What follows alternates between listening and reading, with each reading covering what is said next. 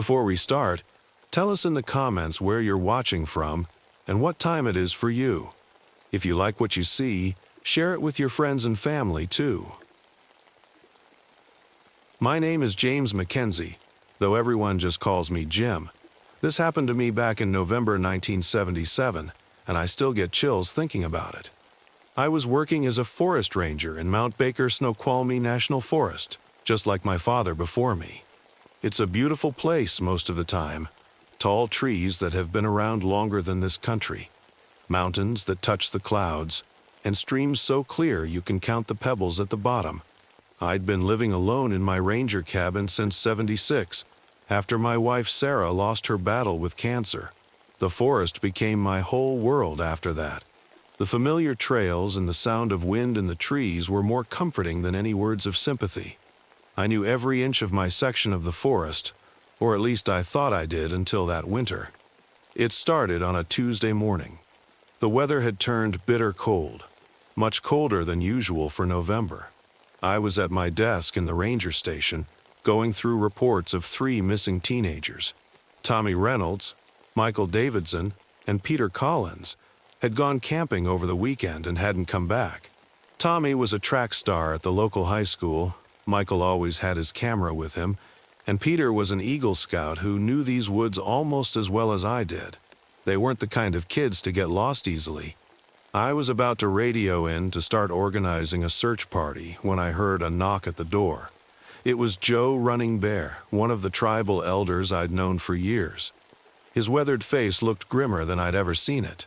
"Jim," he said, not bothering with hello, "you mustn't go looking for those boys after dark." His eyes had a worried look that made my stomach twist. Something's woken up in the old places, something hungry. I'd learned enough of the local language over the years to understand when the tribal elders were trying to warn us about something serious. Joe wasn't the type to exaggerate or tell tall tales. "What do you mean, Joe?" I asked, offering him a cup of coffee. My old silver compass, a family heirloom from World War II, sat on the desk between us. Joe kept glancing at it as he spoke. "The cold came too fast this year," he said quietly. "It's the kind that brings the Wendigo, the hunger spirit. It walks in the shape of shadow and frost, and it speaks with the voices of those you love." He reached into his pocket and pulled out a small leather pouch. "Take this. It's got protective symbols from our people. And Jim," he paused, his hand on the doorknob as he was leaving, "if you hear Sarah's voice out there in the forest, don't answer it." I watched the snow starting to fall outside my window as Joe's truck disappeared down the forest road. The radio crackled with reports of strange animal behavior, entire herds of deer running south, bears abandoning their dens, birds flying away in the middle of a snowstorm. I picked up my father's old Winchester rifle, checked my emergency pack, and touched the silver compass for luck. Those boys needed finding, and I was the one who had to do it. I didn't know it then, but I was about to face something that no amount of military training or ranger experience could have prepared me for. Something that had been waiting in these woods for a very, very long time. The snow was falling harder as I made my way into the forest. My old leg injury from Vietnam was acting up, making me walk with more of a limp than usual. But I couldn't let that slow me down. Those boys had already been out here for 2 nights in weather that could freeze a person solid. I found their campsite about 2 miles in. Everything was exactly where they'd left it. 3 sleeping bags, a cooler full of sodas now frozen solid, and Michael's camera bag hanging from a tree branch. But something felt wrong. The tents weren't collapsed, like they'd been blown down by wind or snow. They were torn, and the tiers, they were too big, too high up. No bear I'd ever seen could have done that. Marcus Thompson, our local hunting guide, caught up with me at the campsite. He'd been tracking in these woods for 30 years, but I'd never seen him look scared before. "Jim," he said, his breath making clouds in the freezing air, "something ain't right. The animals are all gone. Not a single track anywhere except," he pointed to the ground near the torn tents. I knelt down to look. The tracks were unlike anything I'd ever seen, bigger than a bear's, but wrong somehow. They seemed to appear and disappear randomly, as if whatever made them could walk above the snow when it wanted to. That's when we heard it, a voice calling from deeper in the forest. It sounded exactly like Peter Collins. "Help! Someone please help me!" Marcus started to move toward the sound, but I grabbed his arm. "Wait," I whispered. "Peter's an Eagle Scout. If he was really in trouble, he'd blow his emergency whistle, not shout." The voice called again, but this time it seemed to come from a completely different direction. Marcus pulled out his rifle, hands shaking slightly. "My grandfather used to tell stories," he said quietly, "about things in these woods that could steal voices. I never believed them until—" The temperature suddenly dropped so fast it took my breath away. The snow around us started crackling as it flash froze. My compass went crazy, the needle spinning in circles. Then we saw it, a shadow moving between the trees that was too tall, too thin to be human. The branches above it were coating with frost wherever it passed. "Run!" I shouted, but Marcus was frozen in place, staring at something behind me. I turned and saw two glowing yellow eyes in the darkness, and my blood turned as cold as the air around us. What happened next still haunts my nightmares. I fired my Winchester at those eyes, saw the flash of antlers bigger than any elk's, heard Marcus scream. I stumbled backward and fell. By the time I got up, Marcus was gone. All that was left were his boots, frozen solid to the ground where he'd been standing. The temperature was still dropping, and I could hear more voices now, the missing boys, Marcus, and worst of all, my dead wife Sarah, all calling from different directions. I pulled out Joe's leather pouch and the protective symbols he'd given me. My hands were shaking so bad I almost dropped them. I knew I had to find those boys fast. Whatever was out here with us, it was playing with us like a cat plays with mice, and night was coming. I found Michael's camera half buried in the snow. My hands were shaking as I opened it, but it still worked. The last few pictures made my heart stop. The first ones were normal, the boys setting up camp, laughing, making dinner. Then things changed. In the background of one photo between the trees there was something tall and white, like a person made of frost. In the next picture, it was closer. The last photo was just a blur of antlers and yellow eyes. Deputy Hayes from the sheriff's department caught up with me then. He was a young guy, maybe 35, who didn't believe in ghost stories or monsters. I showed him the camera. "Could be double exposure," he said. But I could tell he was scared.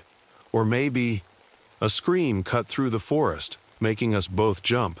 It sounded like Tommy Reynolds, the track star, and it was close. We ran toward it, snow crunching under our boots. The sun was setting, and the shadows between the trees were getting longer. We found Tommy huddled in a small cave, shivering but alive. His eyes were wide with fear. "It took Peter," he whispered. We heard his mom calling him in the night. He went to look, and he couldn't finish. Deputy Hayes tried to radio for help, but all we got was static and a strange humming sound. The temperature was dropping again. Tommy pointed behind us, his hands shaking. There, hanging from a tree about 30 feet up, was Michael's body. It looked like it had been frozen and dried out, like those mummies you see in museums. His face was twisted in terror, and on the tree trunk, something had carved strange symbols that reminded me of the ones in Joe's pouch. "We need to move," I said. "Now." But Hayes was already walking forward, his gun drawn. He'd seen something in the shadows. "This is the sheriff's department," he shouted. "Come out with your hands up." That's when we heard Sarah's voice again, this time right behind us. "Jim, honey, please help me." I knew it wasn't really her, but it still made my eyes water. Hayes spun around, firing his gun at something I couldn't see. The shadows seemed to come alive. The thing moved so fast it was just a blur of white flesh and antlers. Hayes emptied his whole clip into it, but the bullets didn't seem to do anything. Then those long, terrible arms reached for him. I grabbed Tommy and ran. Hayes's screams followed us through the trees. The wind picked up, making it hard to see through the swirling snow. Tommy was crying, and honestly, I felt like crying too. But I had to keep it together. I had to get him out of there. We found a small ridge to hide behind. While we caught our breath, Tommy told me what had happened to Peter. How the thing had called to him using his mother's voice, how they'd found him the next day with strange marks carved into his arm, half eaten. My silver compass was still spinning wildly. But I noticed something strange. Whenever it spun fastest, the temperature dropped even more. And when it pointed north like it was supposed to, the air felt almost normal. Maybe, just maybe, that meant something. Night was falling fast now. We could hear it moving in the forest around us, its footsteps making the frozen ground crack. And somewhere in the darkness, voices kept calling our names. Tommy and I stayed hidden behind the ridge, trying to figure out what to do next.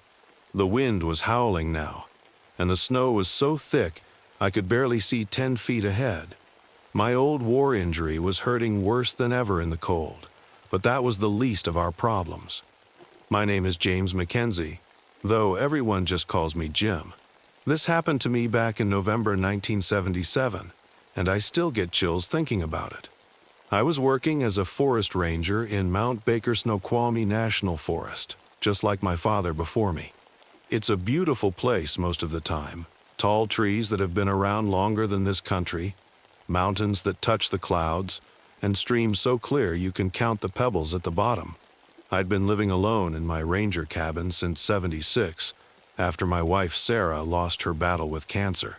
The forest became my whole world after that. The familiar trails and the sound of wind in the trees were more comforting than any words of sympathy.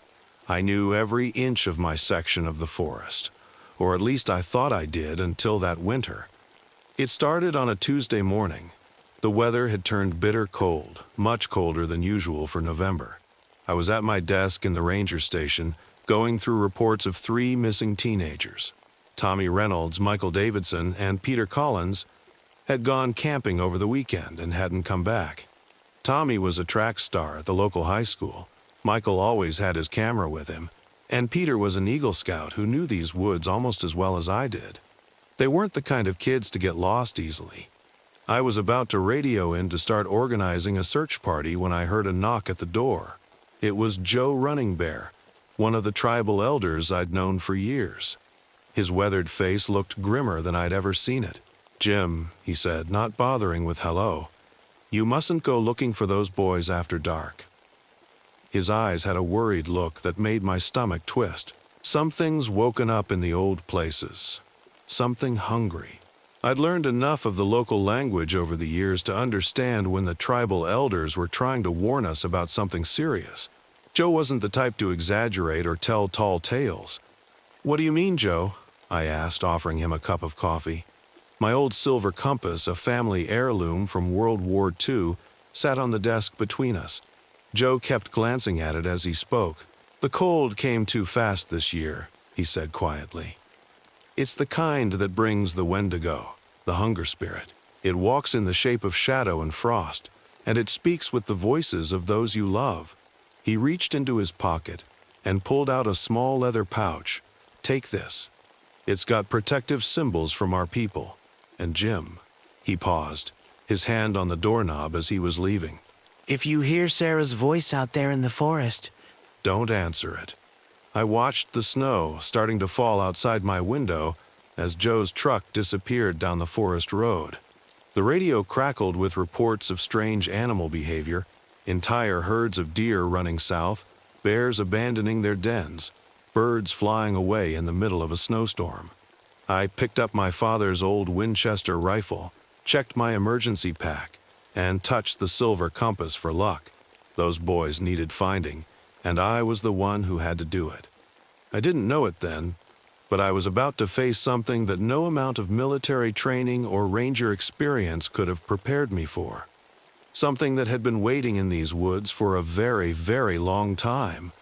The snow was falling harder as I made my way into the forest. My old leg injury from Vietnam was acting up, making me walk with more of a limp than usual, but I couldn't let that slow me down. Those boys had already been out here for 2 nights in weather that could freeze a person solid. I found their campsite about 2 miles in. Everything was exactly where they'd left it. 3 sleeping bags, a cooler full of sodas now frozen solid, and Michael's camera bag hanging from a tree branch. But something felt wrong. The tents weren't collapsed like they'd been blown down by wind or snow. They were torn, and the tiers, they were too big, too high up. No bear I'd ever seen could have done that. Marcus Thompson, our local hunting guide, caught up with me at the campsite. He'd been tracking in these woods for 30 years, but I'd never seen him look scared before. "Jim," he said, his breath making clouds in the freezing air, "something ain't right. The animals are all gone. Not a single track anywhere except." He pointed to the ground near the torn tents. I knelt down to look. The tracks were unlike anything I'd ever seen. Bigger than a bear's, but wrong somehow. They seemed to appear and disappear randomly, as if whatever made them could walk above the snow when it wanted to. That's when we heard it. A voice calling from deeper in the forest.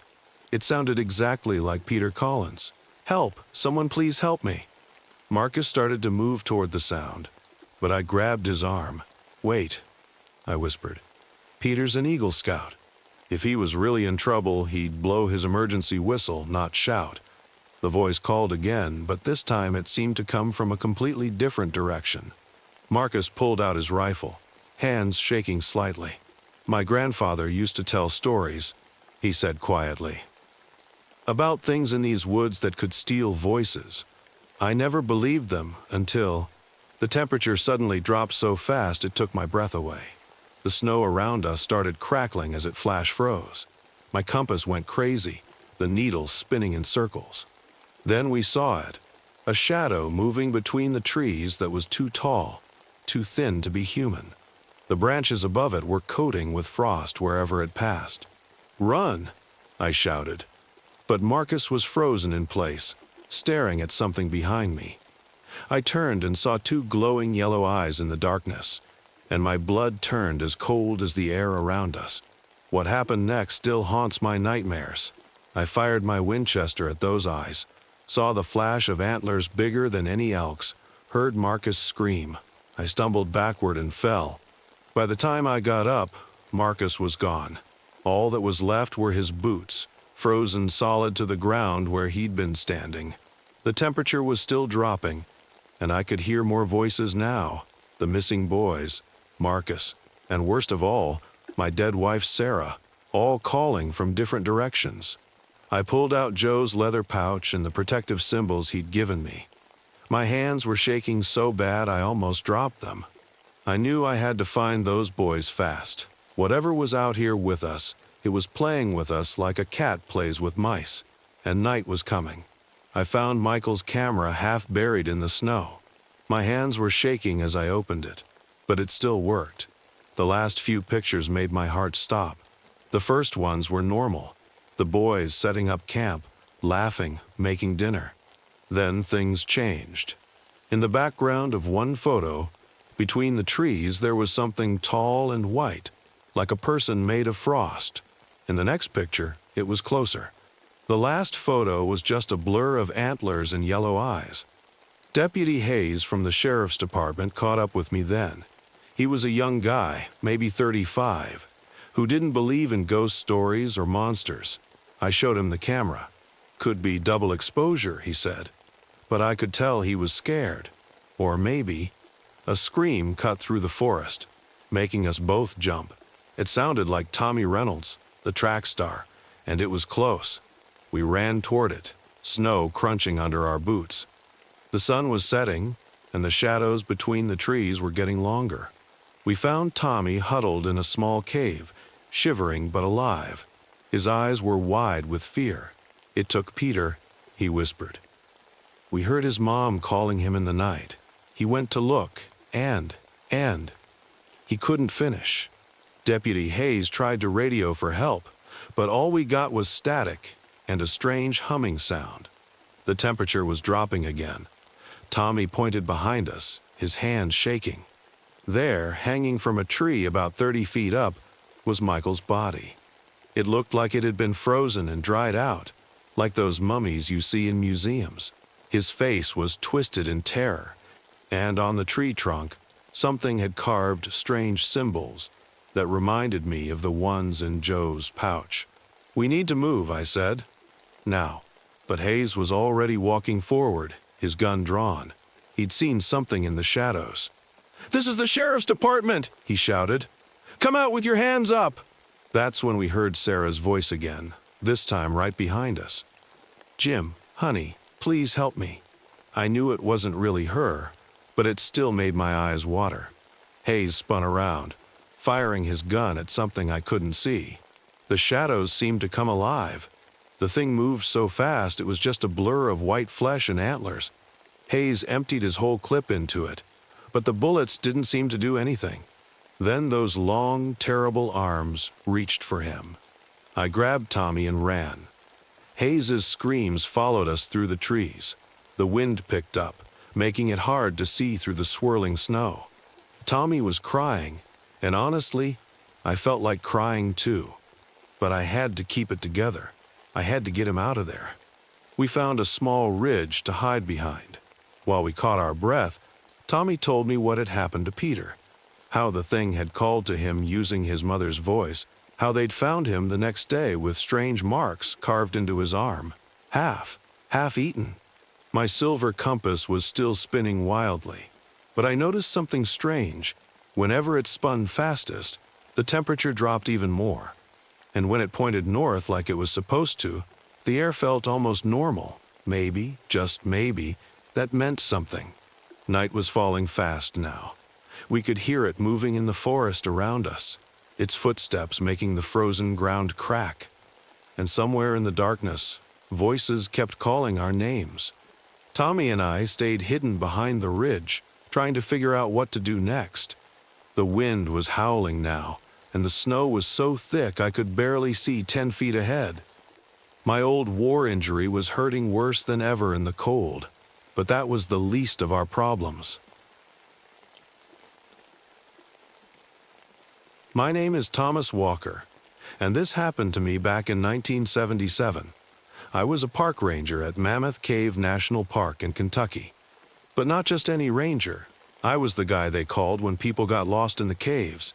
You could say exploring caves was in my blood. My grandfather did it, my father did it, and I was doing it too. I wish I could tell you this was just another rescue story, but it's not. What I saw down there in the darkness. Well, sometimes I still wake up screaming about it. I haven't set foot in a cave since then. Even looking at a cave entrance makes my hands shake. But people need to know what happened, even if no one believes me. I was 35 back then, and I thought I knew everything about caves.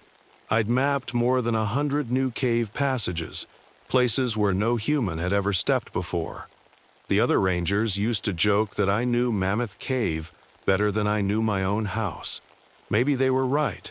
After my wife left me earlier that year, I spent more time underground than above it. The caves became my escape, my home away from home. The constant 54-degree temperature, the absolute silence when you turned off your light. The way sound bounced off the limestone walls, it was all so familiar, so comforting. Or at least it was, until that autumn day when everything changed. It started with reports from tourists about strange noises in the newly discovered section of the cave. Usually, I didn't pay much attention to tourist stories. Most of them got spooked by their own echoes or the natural sounds of underground rivers. But these reports were different. People talked about feeling watched, about hearing something that sounded like whispering but wasn't quite human. Equipment kept failing in that section too. Radios going dead, batteries draining for no reason. I've been trying to write this all down for years now. The officials at the park buried my original report, said it would cause too much panic. But people need to know what's down there, what's still down there, hiding in the darkness.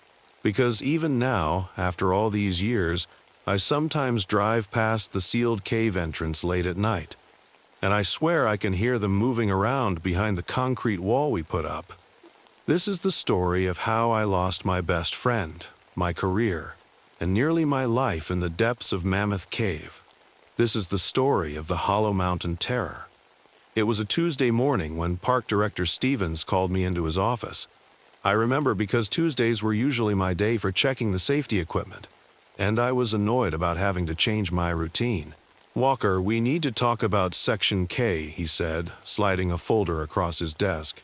Section K was our code name for the new cave passages we'd discovered just 2 months ago.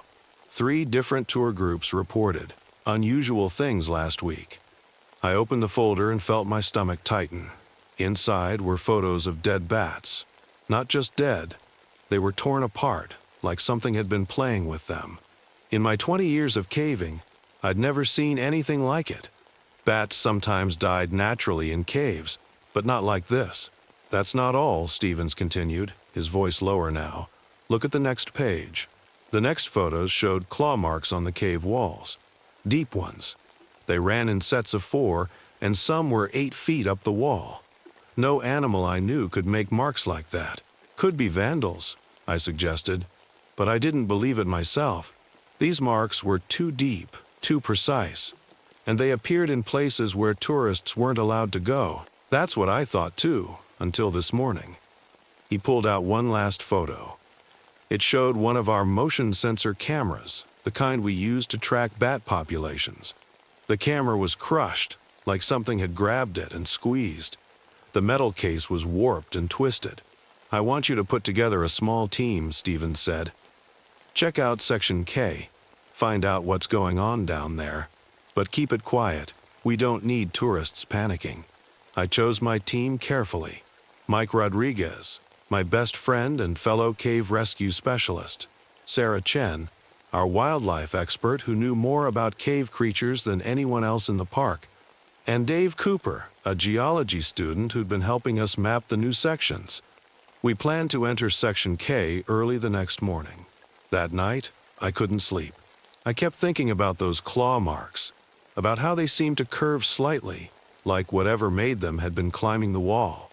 In my 20 years of caving, I'd learned one thing. The deep parts of caves hold secrets, old secrets. Sometimes, those secrets are better left alone. But we didn't know that then. We were still thinking like scientists, like rational people who believed everything had a logical explanation. We packed our gear. Extra lights, batteries, first aid kits, radios, cameras, and enough food and water for 3 days, even though we only planned to be down there for 12 hours. Looking back now, I wish we'd packed more. I wish we'd listened to that gut feeling that told us something wasn't right. But most of all, I wish we'd noticed how the birds went quiet when we approached the cave entrance that morning, how the usual chirping and morning sounds just stopped. Little did we know, something in the darkness was waiting for us, something that had been waiting for a very, very long time. The cave entrance looked the same as always that morning, but something felt different. Maybe it was the unusual quiet, or maybe it was the way our flashlight beams seemed to get swallowed up by the darkness. I remember Mike joking about it. "Hey, Tom, is it just me, or is it darker than usual today?" I tried to laugh it off, but he was right. The darkness felt thicker somehow. We switched on our helmet lights and did our usual safety checks. Radio check, backup lights, emergency supplies. Everything normal, everything routine. That's what I kept telling myself. The first hour was uneventful. We passed through the tourist sections with their paved paths and safety railings. Sarah took samples of the dead bats we found, carefully putting them in sealed bags. The claw marks looked even worse in person. Dave ran his fingers along them, frowning. "These are fresh," he said quietly. "The limestone hasn't started healing yet." That's when we heard it. A sound like stones being dragged across the cave floor, but far away. Could have been a natural cave sound. We hear those all the time. But then Sarah's equipment started acting up. "My thermal camera's going crazy," she whispered, showing us the screen. It was full of static, but every few seconds, it would clear up and show something moving at the edge of its range. something big. We pressed on, going deeper into Section K. The passages here were new, unmapped. Our lights showed formations no human had ever seen before. Beautiful stuff, usually. But now they just looked like teeth and claws in the shadows. The first real sign that something was seriously wrong came when we found the backpack. It was wedged behind a rock formation, torn and covered in a strange, clear slime. Inside was a camera, one of those cheap disposable ones tourists sometimes brought. Mike put it in his pack to check later.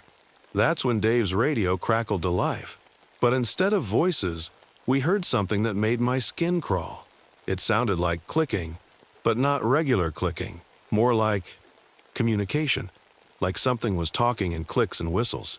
Probably just interference, Dave said, but his voice shook a little. We were about 4 hours in when we found the drawings. Not tourist graffiti. These were old, really old. They were carved into the rock and showed strange, twisted figures. They looked almost human, but wrong somehow. Too many joints, too long. And they were hunting. Sarah was taking pictures of the carvings when our helmet lights started flickering. Just for a second, but long enough to send my heart racing. In that brief moment of darkness, I swear I heard something move behind us. Something breathing. "Tom," Mike said, his voice barely a whisper. "Please tell me you heard that." I nodded slowly. "We need to." That's when all our lights went out at once. The darkness hit us like a physical thing, and in that perfect blackness we heard it. The sound of stone scraping against stone, getting closer and closer. In cave rescue training, they teach you to stay calm when your lights fail. Count to 5. Check your backup light. Stay put. But all that training flew right out of my head when I heard the clicking sound right above us. "Nobody move," I whispered, fumbling for my backup light. My hands were shaking so bad I almost dropped it. The clicking got louder, and now it seemed to come from all around us. It wasn't echo, it was different clicks, like they were talking to each other. My fingers finally found the switch on my backup light. I almost wish I hadn't turned it on. In the beam of light, not 10 feet away, was something that shouldn't exist. It looked almost human, but wrong in every way that matters. Its skin was pale as cave limestone, stretched over a body that had too many joints. It was clinging to the wall sideways, its head turned all the way around to look at us. Its eyes were huge, milky white, and had no pupils at all. Sarah screamed. I don't blame her. I wanted to scream too. The creature's head snapped toward the sound, moving so fast it was just a blur. Then it opened its mouth, showing rows of needle-sharp teeth, and made a sound like rocks being crushed. "Run!" Mike yelled, grabbing Sarah's arm. We ran. God, we ran. Down passages we barely knew, our lights bouncing off the walls. I could hear them following us, not just one now, but many. They moved in the darkness like it was nothing, jumping from wall to wall, ceiling to floor. The clicking got louder and louder. Dave was in the lead, then Sarah, then Mike. I was last, and I could feel them getting closer. The beam of my light caught flashes of pale skin, twisted limbs. One of them screeched, and the sound was so high-pitched it made my head hurt. We reached a narrow passage, one of those tight spots you have to squeeze through sideways. Dave went through first, then Sarah. Mike was halfway through when we heard Dave yell, "There's more coming from this side." My light caught movement ahead, more pale shapes moving in the darkness. We were trapped between them. "Back! Back!" I yelled, pulling Mike out of the narrow spot. We turned and ran down a side passage. I had no idea where it led, but anywhere was better than being trapped there. That's when I heard Mike gasp. Something wet hit the back of my neck. I reached up to touch it. It was warm and sticky. I turned around just in time to see one of those things drop from the ceiling onto Mike's back, its claws digging into his shoulders. What happened next still haunts my nightmares. Mike screamed. Not a normal scream, but something primal and desperate. I spun around and grabbed his arm, trying to pull him away from the creature. Its claws had torn through his jacket like it was paper. In the beam of my light, I could see a green liquid dripping from its claws, some kind of poison. "Hold on, Mike." I swung my heavy metal flashlight at the creature's head. It made a horrible shrieking sound and let go, scrambling back up the wall. Mike collapsed against me, his breathing shallow and quick. I can't feel my legs," he gasped. More clicking sounds echoed through the passage. They were coming back. I could see their shapes moving in the darkness, getting closer. Mike was getting heavier in my arms. Whatever that poison was, it was spreading fast. That's when I remembered the underground river. There was a passage that led to it somewhere nearby. In cave rescue, we used it as an emergency exit, if I could just find it. "Stay with me, Mike," I said, half carrying, half dragging him down the tunnel. His feet scraped against the ground. He couldn't walk at all now. The creatures followed us, but they stayed just out of the light's reach. They were smart. They were hunting us. The clicking sounds seemed to be everywhere now, bouncing off the walls until I couldn't tell where they were coming from. I nearly missed the side passage that led to the river. It was tight and low. We'd have to crawl. Mike was barely conscious now. "You've got to help me here, buddy," I said, trying to keep my voice steady. Just a little further. I could hear the river now, the sound of rushing water getting louder. The passage got even tighter. I had to go first, crawling backward, pulling Mike behind me. His breathing was getting weaker. The creatures didn't follow us into the tight passage. Instead, they gathered at the entrance, their milk-white eyes reflecting in my light. They knew something we didn't. Then I heard it, a deep rumble that shook loose small stones from the ceiling, the sound of distant thunder, underground. "No, no, no," I whispered. After all the rain we'd had that week, the river must have been rising. If it flooded now, water started seeping into the passage. The creatures at the entrance started making excited clicking sounds. They weren't following us because they didn't have to. They were waiting for the flood to flush us out. The water was rising fast now, already up to our elbows as we lay in the passage. Mike wasn't moving much anymore, but I could still feel him breathing. My mind raced, trying to remember the cave layout. The river passage led to a larger chamber with higher ground, but we'd have to swim through an underwater tunnel to reach it. "Mike," I said, shaking him. "Mike, listen to me. We're going to have to hold our breath, like when we used to go diving, remember?" He mumbled something I couldn't hear. The water was up to our chins now. Behind us, the creatures' clicking had turned into excited screeching. They knew we were trapped. I took my backup light and tucked it into my shirt. We'd need it on the other side. Then I grabbed Mike's collar tight. "Deep breath, buddy. Here we go." The water covered us completely. The current was strong, pulling us deeper into the passage. I kept one hand on the wall, counting the seconds in my head. 20 seconds to the chamber, that's what I remembered from training. Just 20 seconds. My lungs were burning when I felt the passage widen. We burst up into the chamber, gasping for air. I dragged Mike onto a high ledge, away from the rising water. In the beam of my backup light, I could see his face was pale, too pale. "Dave, Sarah!" I yelled, hoping they'd somehow made it to this chamber too. My voice echoed back at me, empty. That's when I heard splashing in the water below.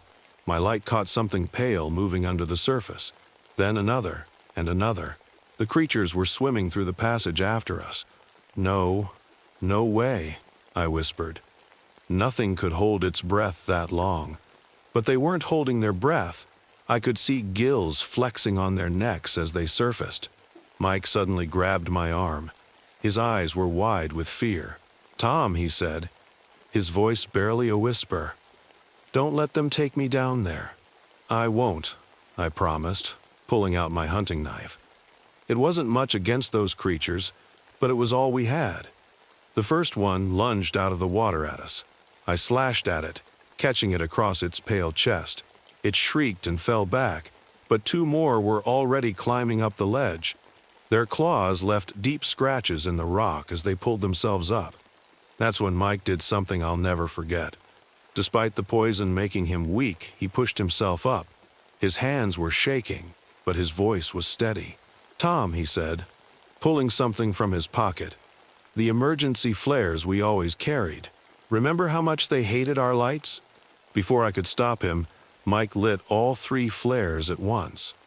The chamber exploded with bright red light. The creatures screamed, a sound so horrible it made my teeth hurt. They covered their huge white eyes, scrambling back from the light. "Run!" Mike yelled. Then he did the bravest and most terrible thing I've ever seen. He threw himself at the creatures, the burning flares held high. "Mike, no!" But he wasn't stopping. He pushed forward, driving them back toward the water's edge. The creatures kept retreating from the bright flares, shrieking in pain. "Get out of here," he shouted. I can't feel the poison anymore. I'm already done for." I knew he was right. The poison had spread too far. But leaving him, "Go!" he screamed one last time. Then he stumbled forward into the group of creatures. They all went over the edge together, into the rushing water below. The red light of the flares disappeared under the dark water, taking my best friend with it. I ran. Tears streaming down my face, I ran through the tunnels, following the old markers we'd left during mapping. Behind me, I could hear splashing and clicking as the creatures came after me again. But Mike had given me the time I needed. I saw light ahead, real light, from the surface. The old entrance was just around the corner. My legs were burning, my lungs felt like they were on fire, but I kept running. The creatures were right behind me now. I could hear their claws scraping on the rock. One of them grabbed at my boot, but I kicked free. The light was getting brighter. Just a few more steps. I burst out of the cave entrance into the afternoon sunlight. The creatures stopped right at the edge of the darkness, hissing and clicking. Their pale bodies writhed in agony at the light, and they retreated back into their dark world. I collapsed on the ground, gasping for air. The sun had never felt so good on my face, but all I could think about was Mike, down there in the darkness, about what he did to save me.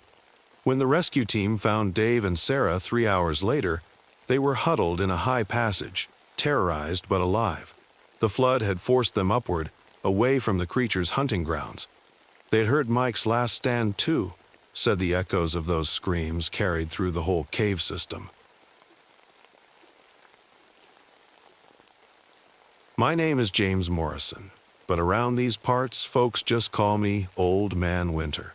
I know it sounds funny since I'm only 45, but I earned that nickname for always knowing when the big storms were coming. This story I'm about to tell you happened to me back in 1963, during the coldest winter anyone in White Pine had ever seen. I still have trouble sleeping when the temperature drops too low, and my left hand, well, we'll get to that part later. I was working as a forest ranger in White Mountain National Forest, New Hampshire. It's a beautiful place most of the year, with tall pine trees so old they were probably around when George Washington was president. But that winter was different. Something wasn't right from the very start. I'd been living alone in my ranger station for 2 years since Sarah, my wife, passed away from cancer. Just me and my dog Buck in a cabin 30 miles from the nearest town. Most people would have gone crazy with all that quiet, but after fighting in Korea, I liked the peace. Besides, I had my father's old compass and a silver flask to keep me company. The flask was usually filled with hot coffee. I needed to stay sharp out there, especially with the radio acting up like it always did in the mountains. The first sign that something was wrong came in early December. The temperature dropped to 20 below zero overnight. Not unusual for White Mountain, but this felt different. The cold had a bite to it I'd never felt before, even during my winters in Korea. Buck started acting strange too, staring at the windows and growling at nothing. I tried to tell myself it was just the wind playing tricks on us.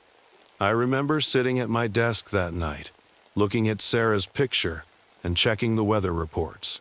The paper on my desk started frosting over, right there inside the heated cabin. When I touched it, the frost formed perfect little squares and triangles, like someone had drawn them with a ruler. I'd seen frost before, but never anything like this. It was too perfect. That's when Buck started barking at the window. Outside, the snow was falling sideways, and through the swirling white, I could have sworn I saw footprints appearing in the fresh snow, small ones like a child's. They started at the edge of the forest and went about halfway to my cabin before just stopping. No tracks leading away, nothing. Just perfect little footprints that ended in the middle of nowhere. I've tracked everything from lost hikers to mountain lions in my 15 years as a ranger. I know tracks. These weren't made by any animal I knew, and there sure shouldn't have been any kids wandering around in a blizzard 30 miles from civilization. I grabbed my flashlight and heavy coat, checked my father's compass out of habit, the needle was spinning like crazy, and stepped out into the cold. The moment I opened that door, the temperature seemed to drop another 20 degrees. The wind wasn't just howling anymore, it was singing. I know how that sounds, but I swear I heard voices in that wind, soft and high, like children humming an old lullaby. I only made it halfway to those footprints before my flashlight beam caught something that made me stop dead in my tracks. There, hanging in midair about 10 feet up, was a hawk, frozen solid, wings spread wide, caught in the middle of flight like some kind of ice sculpture. That's when I knew we were dealing with something that wasn't in any ranger handbook, and it was only the beginning of the longest winter of my life. I didn't sleep at all that night. Buck kept pacing by the windows, his nails clicking against the wooden floor. Every now and then, he'd stop and stare into the darkness. His ears perked up like he was listening to something I couldn't hear. I kept the fire going extra hot, but somehow the cold still crept in. The next morning, I radioed the main station to report what I'd seen. The signal was worse than usual, full of strange crackling sounds that almost sounded like breaking ice.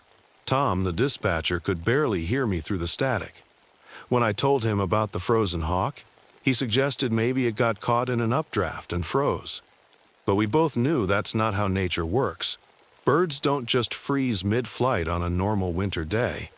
I decided to check the area around my cabin more carefully in the daylight. The child-sized footprints were gone, covered by fresh snow, but I found something even stranger. The trees near where I'd seen the footprints had these weird ice patterns on their trunks. They looked like snowflakes, but bigger and more geometric, like the frost I'd seen on my desk. Each pattern was exactly the same size and shape, spaced perfectly apart. Nature doesn't work that way either. While I was examining the trees, Buck suddenly started whining. He was staring at something through the trees, and his tail was tucked between his legs. I followed his gaze and saw what looked like a person standing very still about 50 yards away. The snow was falling pretty hard, so I couldn't make out any details, but something seemed off about their shape. I called out, "Hello? Do you need help?" No answer. I took a few steps closer, and that's when I noticed two things that made my blood run cold. First, the figure wasn't making any tracks in the snow. Second, where it was standing, the falling snowflakes seemed to stop and hover in the air, like time itself was frozen. I blinked, and it was gone, just gone. But the air where it had been was so cold it hurt to breathe. Buck refused to go anywhere near that spot, and I've learned to trust a dog's instincts. That afternoon, I got a call on the radio. Through all the static and strange crystalline sounds, I could make out Tom's voice saying they'd lost contact with two hikers who'd set out the day before. He wanted me to check the trails near my station. I knew it was a bad idea to go out with the sun setting soon, but I also knew those hikers wouldn't survive the night in this cold. I geared up. Extra layers, emergency supplies, flares. My trusty rifle, though something told me bullets wouldn't help much with what I'd seen. And of course, my father's compass. Buck wanted to come with me, he always did, but the way he was acting, I decided to leave him at the cabin. Looking back now, that might have been what saved his life. As I stepped out into the fading daylight, the wind started up again. This time, the singing in it was clearer. It sounded like an old lullaby my mother used to sing, but the words were all wrong. And it was getting colder, much colder. I hadn't gone more than a mile when I found the first ice sculpture. At first I thought it was just ice formed by the wind. It was about my height, a clear, bluish shape that caught the last bits of sunlight. But as I got closer, my flashlight beam showed me what it really was, a perfect ice sculpture of a person. Every detail crystal clear, right down to the wrinkles in their hiking clothes. My hand started shaking, and not from the cold. 20 feet away, half buried in the snow, I found one of the missing hikers. He was frozen solid, just like the hawk, but his eyes were wide open and aware, like he'd seen something terrible in his last moments. His friend was nowhere to be found. I'd seen dead bodies before, in Korea, and sometimes on rescue missions gone wrong, but this was different. The man's skin had these same geometric patterns I'd seen on the trees, like frozen tattoos made of snowflakes, and the way he was positioned, it was exactly like the ice sculpture. That's when I heard it, the sound of ice cracking, but musical somehow, like someone running their finger around the rim of a glass. It was coming from behind me. I turned slowly, my flashlight beam shaking. The ice sculpture was gone. In its place stood a figure made of swirling snow and ice.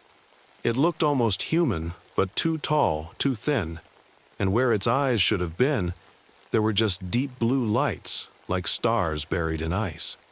My father's compass started spinning wildly in my pocket. The temperature dropped so fast, my breath turned to ice crystals before it left my mouth. The figure took a step toward me, and everywhere its foot touched, the snow froze into that same perfect geometric pattern. I did what any sane person would do. I ran. 15 years of skiing in these mountains paid off as I moved between the trees, but I could feel it behind me. The wind carried that singing voice, closer now, words in a language I didn't know but somehow understood. Stay. Stay with us. Join our winter. My lungs were burning from the cold air, but I didn't stop. I'd been in these woods so long I could find my way home blind, which was good because my flashlight died halfway there. The batteries weren't dead, they were frozen solid. When I finally burst through my cabin door, Buck was going crazy, barking at all the windows at once. The radio was on, but instead of static, it was playing that same crystalline singing. I switched it off, built up the fire as high as I could, and tried to call the main station. All I got was the sound of crackling ice. That's when someone knocked on my door. 3 slow knocks, like icicles breaking. I knew I shouldn't open it. Everything in me screamed not to, but I was a ranger, and if there was even a chance, it was the second hiker. I grabbed my rifle, took a deep breath, and opened the door. There was no one there. Just swirling snow and that biting cold. But on my doorstep stood a perfect ice sculpture of a little girl, maybe 7 or 8 years old, her hand raised like she was about to knock again. Her face looked so real, so sad. It made my heart stop for a moment. I slammed the door shut and backed away. Buck was hiding under my desk now, shaking. The temperature inside the cabin was dropping fast. I could see my breath, even right next to the roaring fire. Ice crystals were spreading across my windows in those same perfect patterns, and the walls were creaking like they were being squeezed by the cold. That's when I heard an engine outside. Headlights swept across my windows, and I nearly cried with relief when I recognized the old truck belonging to Joe Two Rivers. He was an elder from the local tribe, who sometimes helped us track lost hikers. I'd never been so happy to see anyone in my life. I ran outside to meet him. "Joe, you shouldn't be up here, there's something." "I know," he cut me off. His face was deadly serious. "The winter walker has returned. My grandfather told me stories, but I never thought." He looked at the ice sculpture of the little girl and shook his head. "They're not sculptures, James. They're memories. It keeps them, like pictures in a photo album." "Memories of what?" I asked, but I think I already knew the answer. Of the ones it takes. Joe pulled something from his coat, a small leather pouch, and what looked like an old knife made of bone. My people used to prepare for this every winter, but no one has seen it in 4 generations. It is ancient, lonely, and hungry.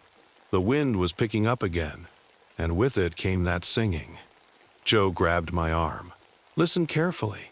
It can't enter a home unless invited, but it will trick you, make you see people you want to save, people you've lost. My heart nearly stopped. Sarah? I whispered. Joe nodded grimly. It knows what's in your heart. It will use that. But there's a way to fight it. My grandfather. He never finished that sentence. The wind suddenly roared like a freight train, and the snow between us exploded upward, forming into that terrible tall figure I'd seen in the woods. Joe shoved the pouch and bone knife into my hands and pushed me toward my cabin. Inside. Now, he yelled. I'll lead it away. Joe, no. But he was already running to his truck, shouting words in his native language. The figure turned to follow him, moving like smoke over the snow. I wanted to help, but I knew I'd only get in the way. I ran back inside with Buck, clutching the things Joe had given me. Through my frosted window, I saw Joe's truck headlights disappearing into the storm. The singing in the wind changed to something that sounded like laughter. I opened the pouch with shaking hands. Inside was some kind of red powder that smelled like cedar, and a piece of paper with writing so old it was barely readable. As I tried to make out the words, the radio suddenly crackled to life. James? Said a voice that made my whole world stop. James, honey, I'm so cold. Please let me in. It was Sarah's voice. My Sarah, who'd been gone for 2 years. And someone was knocking on my door again. My hands were shaking as I held Joe's note up to the lamplight. The knocking continued, and Sarah's voice kept calling. It sounded so real, so much like her, that tears started freezing on my cheeks. Buck whined and pressed against my leg, reminding me that this couldn't be real. Sarah was gone. Whatever was out there, it wasn't her. The note was hard to read, written in shaky handwriting.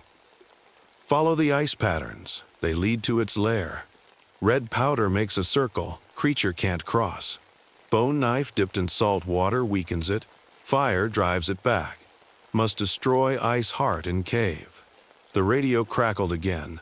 James, why won't you help me? I'm so cold. Sarah's voice broke in a way that felt like a knife in my chest. The ice patterns on my windows were spreading, making the glass creak. That's when my headlights caught something moving outside. Joe's truck was back, skidding to a stop in front of my cabin. But something was wrong. It was covered in thick ice, and through the frozen windshield, I could see a perfect ice sculpture of Joe at the wheel. The knocking stopped. The wind died completely. In that sudden silence, I heard heavy footsteps in the snow, heading away from my cabin. I went to the window and saw a trail of those geometric ice patterns leading into the forest. The creature was done trying to trick me. It was inviting me to follow. I knew it was probably a trap, but I also knew I had to end this. If I didn't, more people would die, frozen and alone in the endless winter. I thought of the missing hiker, of Joe, of that little girl. How many more had there been over the years? I got ready as fast as I could. I filled my silver flask with hot salt water and dipped the bone knife in it. I put the red powder in my pocket where I could reach it easily. My rifle probably wouldn't help, but I took it anyway. Old habits die hard. Buck tried to follow me, but I ordered him to stay. He'd been my faithful friend for years, and I couldn't bear the thought of him becoming another ice sculpture. I hugged him one last time, then stepped out into the cold. The ice patterns led deep into the forest, up toward the mountains where the oldest trees grew. The wind started up again, but the singing was different now, deeper, angrier. Snow swirled around me as I walked, and every now and then I'd catch glimpses of ice sculptures in the darkness. Hikers, animals, even what looked like soldiers from long ago. After what felt like hours, I saw it, a cave mouth covered in sheets of ice. The patterns all led here, glowing with a faint blue light. Inside, I could hear that crystalline sound, like breaking ice set to music. I took out my father's compass one last time. The needle wasn't spinning anymore. It was pointing straight into the cave. I gripped the bone knife, took a deep breath of freezing air, and stepped into the lair of the Winter Walker.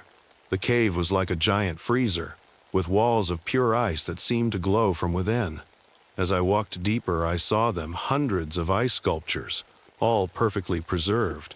Men, women, children, animals, all frozen in moments of fear or surprise. Some looked ancient, wearing clothes from hundreds of years ago.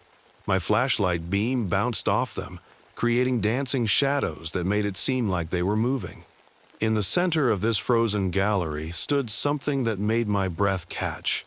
A pillar of ice that pulsed with blue light, like a heartbeat. Inside it, I could see something moving, something that looked both human and not human at all. That's when I heard footsteps behind me. I spun around and found myself face to face with Sarah. She looked exactly like I remembered. Her kind eyes, her gentle smile. She reached out to me. "James," she whispered, "I've missed you so much." For a moment, just a moment, I wanted to believe it was really her, but then I saw the geometric patterns spreading from her feet and her eyes. They had that same deep blue glow. "You're not Sarah," I said, my voice shaking. "She's gone." The thing wearing Sarah's face smiled, but now it wasn't her smile at all. Its skin began to crack like breaking ice, and it grew taller, thinner, until it was that creature I'd seen in the woods. The temperature dropped so fast it felt like getting hit with a sledgehammer. I grabbed the red powder from my pocket and threw it in a circle around me, just as the creature reached for me with hands like icicles. It hit some kind of invisible wall where the powder was, shrieking in a way that made the whole cave shake. I pulled out the bone knife, but the creature was smart. It made the ground under my feet freeze solid. I slipped, and the knife fell just outside the powder circle. The creature picked it up, turning it to ice with its touch. I had one last chance. I pulled out my flask of hot salt water, but my hands were so cold I could barely open it. The creature reached through the powder circle, it was getting weaker, and grabbed my left hand. The pain was unbelievable. I could feel my hand freezing solid, the ice creeping up my arm. But that gave me an idea. With my right hand, I finally got the flask open and poured the salt water directly on where it was holding me. The creature screamed, letting go of my now frozen hand. Steam rose where the salt water touched it. It stumbled back, right next to the ice pillar with the glowing heart. My frozen left hand was completely numb now, but I knew what I had to do. I charged forward, slamming my frozen hand into the ice pillar with all my strength. My hand shattered, along with the outer layer of ice.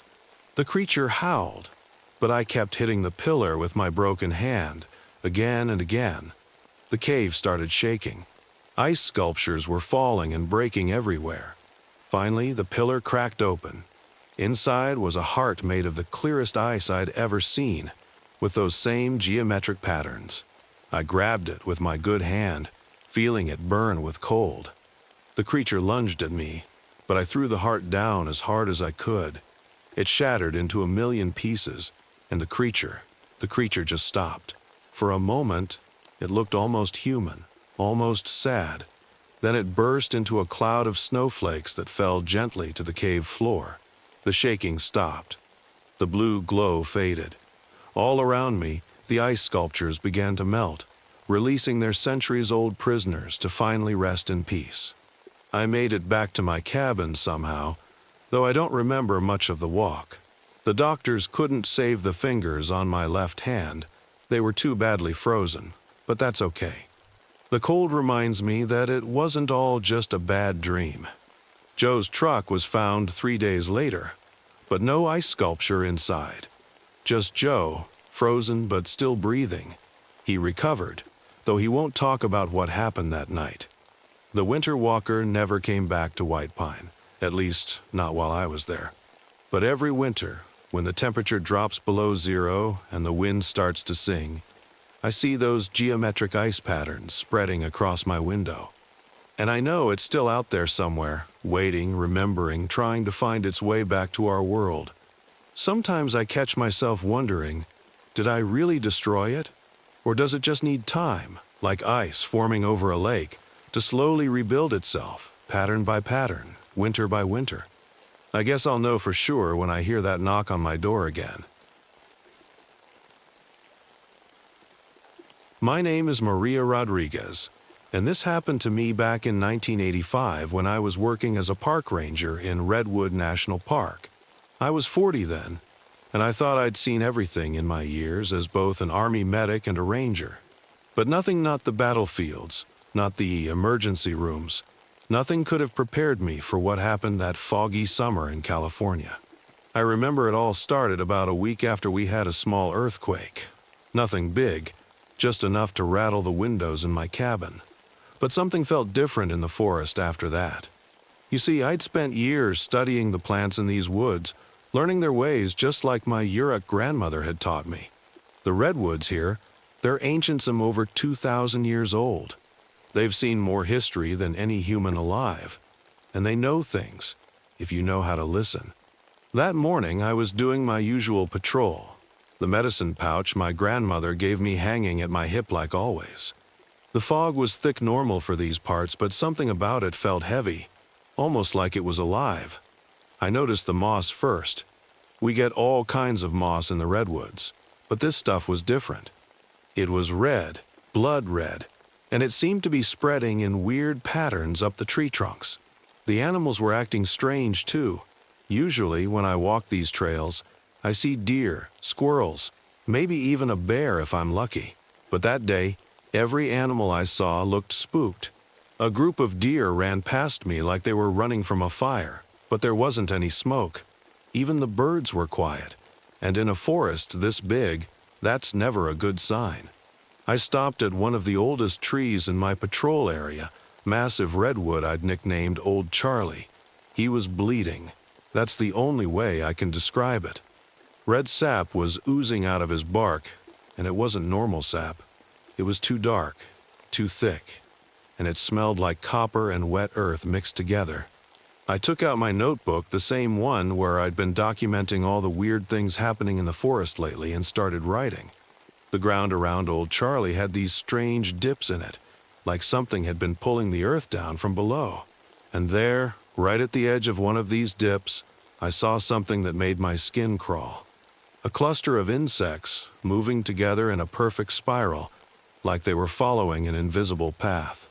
I crouched down to get a better look, and that's when I felt ETA vibration under my feet, different from an earthquake. It was more like a pulse, slow and steady, like the forest itself was breathing. My grandmother's voice echoed in my head, reminding me of the old stories she used to tell about the forest spirits, about how they could wake up if they were disturbed. I stood up and looked around at the towering redwoods disappearing into the mist above me. For the first time in all my years as a ranger, I felt like an outsider here. Like the forest had secrets it was finally ready to share, whether we were ready for them or not. What I didn't know then was that this was just the beginning.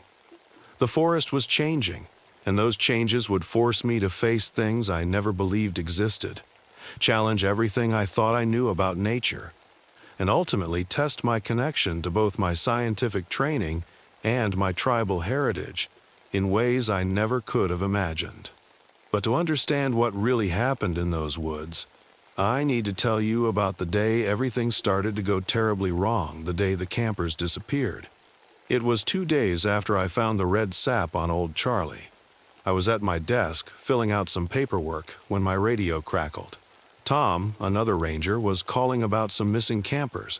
A family of 4 hadn't checked in at their campsite last night, and their car was still in the parking lot. "I'll check it out," I said, grabbing my gear. Something in my gut told me this wasn't just campers who'd lost their way. The fog was thicker than usual that day. As I walked to their campsite, I noticed something odd. There were no footprints leading away from their tent. Just those same strange ground dips I'd been seeing. like something had pulled the earth down from underneath. Their tent was still there, perfectly fine. Nothing was broken or torn. Their sleeping bags were laid out and their backpacks were inside. It looked like they'd just vanished. But what scared me most was the red mosset was growing all over their tent, even though I knew that tent had been cleaned just yesterday. I pulled out my radio to call it in, but all I got was static. Then I heard Ida sound like wood creaking, but wrong somehow, like the trees were moving. I looked up slowly, and my heart nearly stopped. The branches above me were moving, but there wasn't any wind. That's when I saw the first cocoon. It was hanging from one of the lower branches, about the size of a person, wrapped in what looked like vines and that same red moss. My hands shook as I got closer. Through gaps in the vines, I could see something inside moving. I reached for it, knowing I shouldn't, but feeling like I had to. Just before my fingers touched it, I heard a voice of me grandmother's voice in my head. The forest protects its own, little one, but sometimes protection looks like destruction. A twig snapped behind me. I spun around, and there, in a clearing I could have sworn wasn't there before, stood what looked like a deer. But something was terribly wrong. Red vines were growing through its fur, and its eyes. Its eyes were glowing with a dim red light.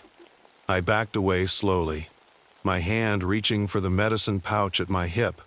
The deer didn't move, but the plants around it did. They swayed and reached like fingers, even though there wasn't any breeze. I'd been trained to handle all sorts of emergencies, but nothing had prepared me for this. As I made my way back to my station, I could feel eyes on me, not animal eyes, but something else. The forest itself was watching. And I knew, deep in my bones, that what I'd just seen was only the beginning. The question wasn't whether something terrible was happening in my forest. The question was, what had we done to make the forest fight back? I knew I had to tell someone, but who would believe me? Trees moving, glowing deer, and people vanishing into thin air, it sounded crazy. Still, I had a job to do. I called in a search team, but I left out the weird parts. Just said we had missing campers. While waiting for the team, I went back to my cabin and pulled out my grandmother's old notebooks. She'd written down all the tribal stories about the forest, stories I'd only half listened to as a kid. Now, flipping through the yellowed pages, my hands trembling, I found what I was looking for. There were drawings of creatures called Earth Weaver's ancient forest spirits that lived in harmony with the land. But the notes said they could turn dark if the forest was hurt badly enough.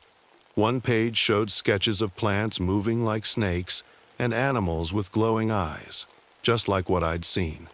The search team arrived as I was reading. 5 forest service workers, good people I'd worked with for years. I wanted to warn them, but how?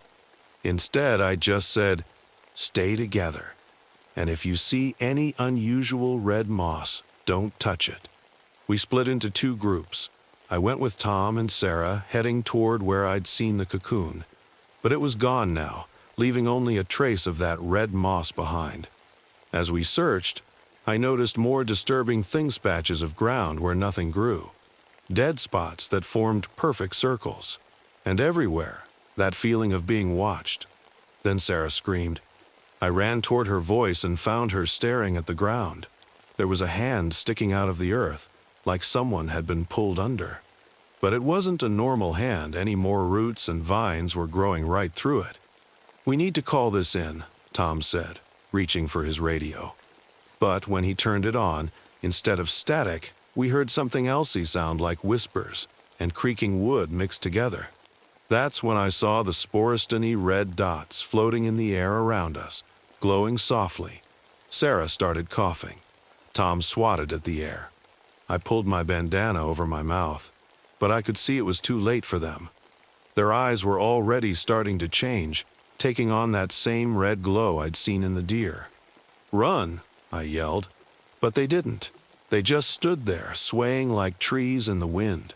Plants began growing up their legs, moving faster than any plant should. I backed away, my heart pounding. These weren't my friends anymore. I ran back to my cabin and locked the door, but I knew it wouldn't help.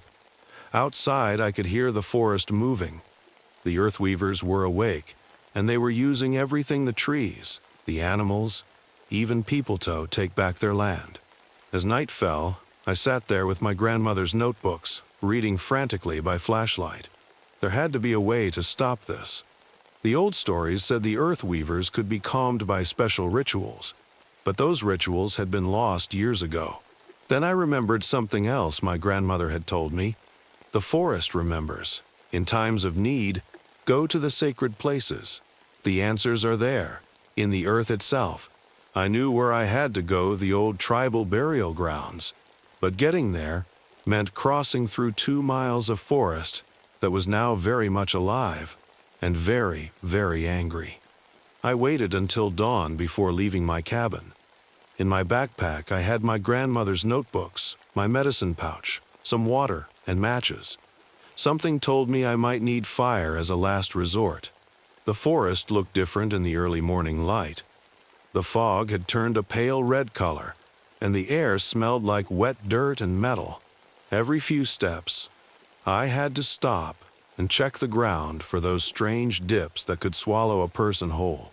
I tried to remember everything I knew about tracking from my army days, moving quietly, staying alert. But this was different. I wasn't tracking an enemy I could see. The enemy was everywhere, in the trees, the ground, even the air. Halfway there, I heard movement behind me. I turned slowly and saw Tom and Sarah. They weren't really Tom and Sarah anymore, though. Red vines grew through their clothes, and their skin had a greenish tint. They moved like puppets, jerky and strange. "We know what you're trying to do," they said together, but their voices sounded like rustling leaves. "The forest won't let you." I ran. Behind me, I could hear them coming, their footsteps mixed with the sound of cracking branches and moving earth. I jumped over fallen logs and ducked under branches that tried to grab me. The red moss was everywhere now, spreading as I watched. Then I saw Ita's circle of old stones marking the entrance to the burial grounds. But something was wrong. The earthquake had cracked the ground open, revealing an enormous underground network of roots, all pulsing with that same red glow. I pulled out my grandmother's notebook with shaking hands. The ritual had to be in here somewhere. Pages flipped by, drawings of the earth weavers, notes about their weaknesses, and finally there it was. A blessing that needed 3 things: sacred herbs from my medicine pouch, fire, and blood from someone connected to the land. A root shot out of the ground and wrapped around my ankle. I fell hard, the notebook flying from my hands. More roots emerged, trying to pull me under. I could feel the earth weavers' anger at humans, at pollution, at everything we'd done to hurt the forest. "I understand," I said out loud, remembering my grandmother's words about talking to the forest. "You're protecting your home, but this isn't the way." The roots squeezed tighter. Tom and Sarah emerged from the trees, more plants growing through them by the second. I knew I only had moments before I'd end up like them. With one hand, I grabbed the herbs from my medicine pouch. With the other, I pulled out my knife.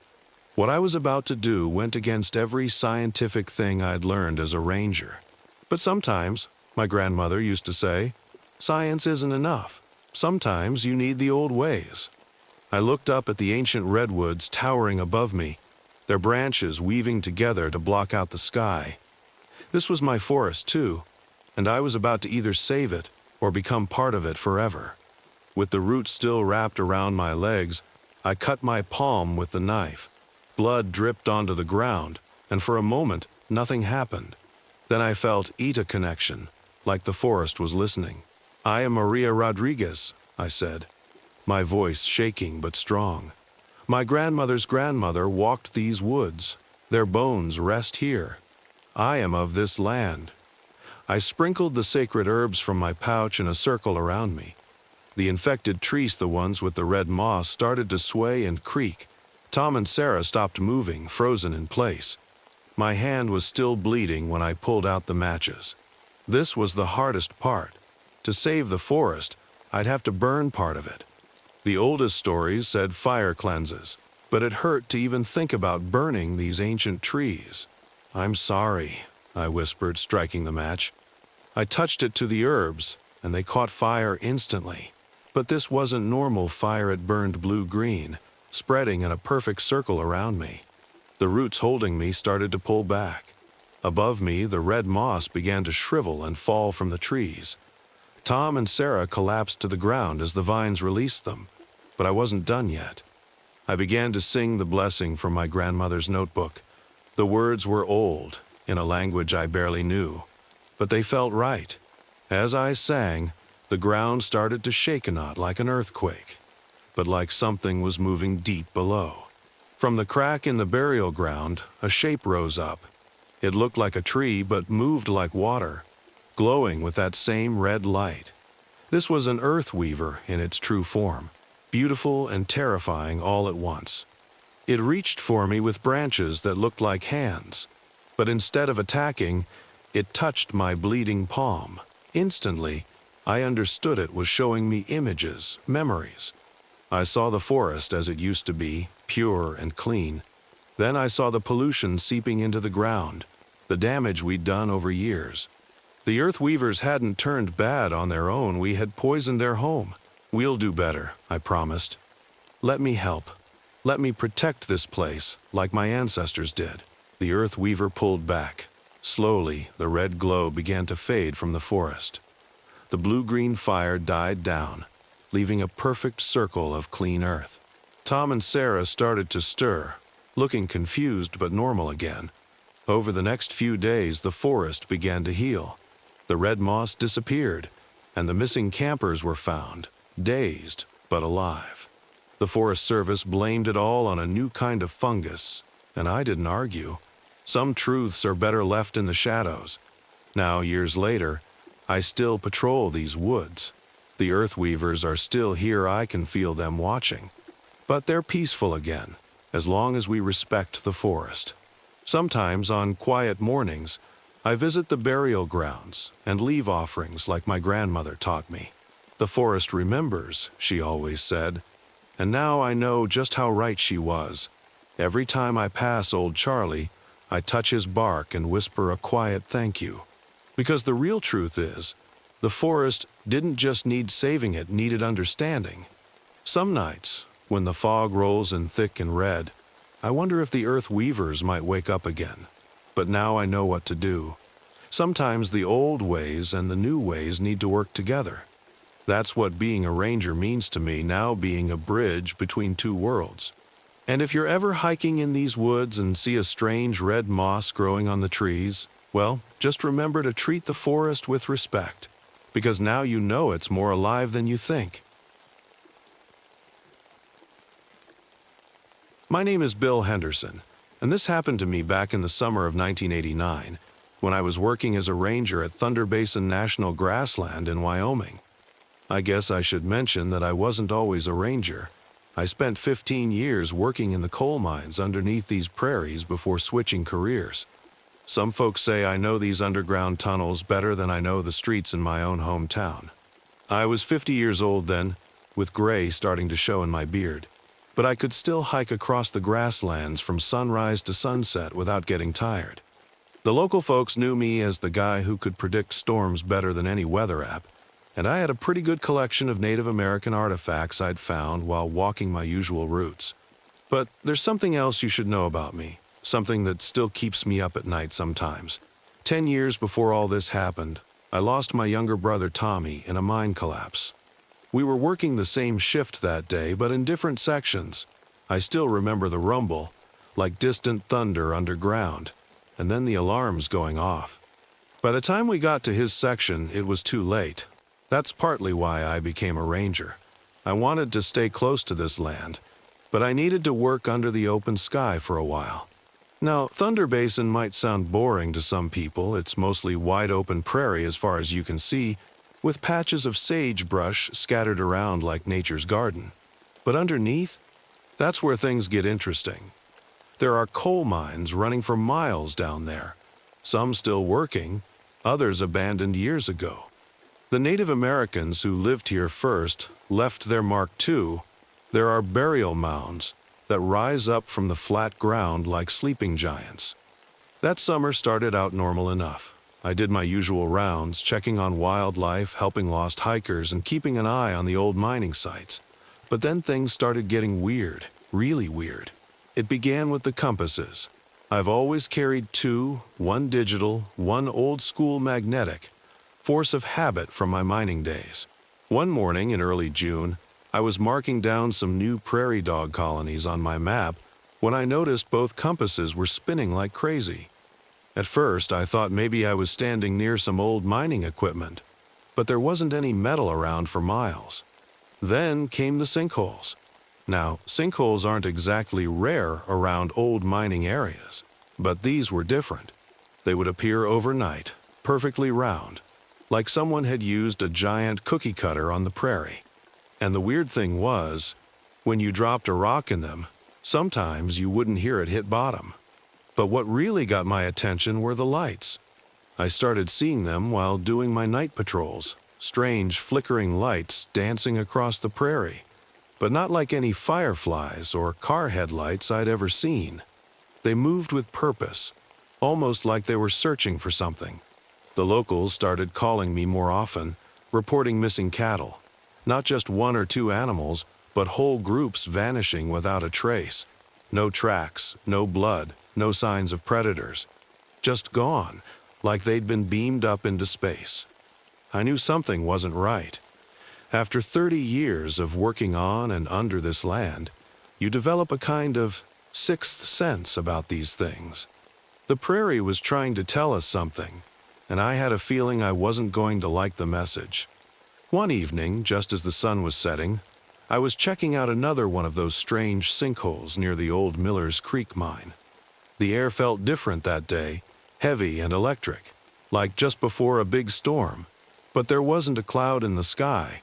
My radio had been acting up all afternoon, spitting out static and weird noises instead of the usual chatter from other rangers. I knelt down at the edge of the sinkhole and shone my flashlight into it. The beam disappeared into darkness, like the hole went down forever.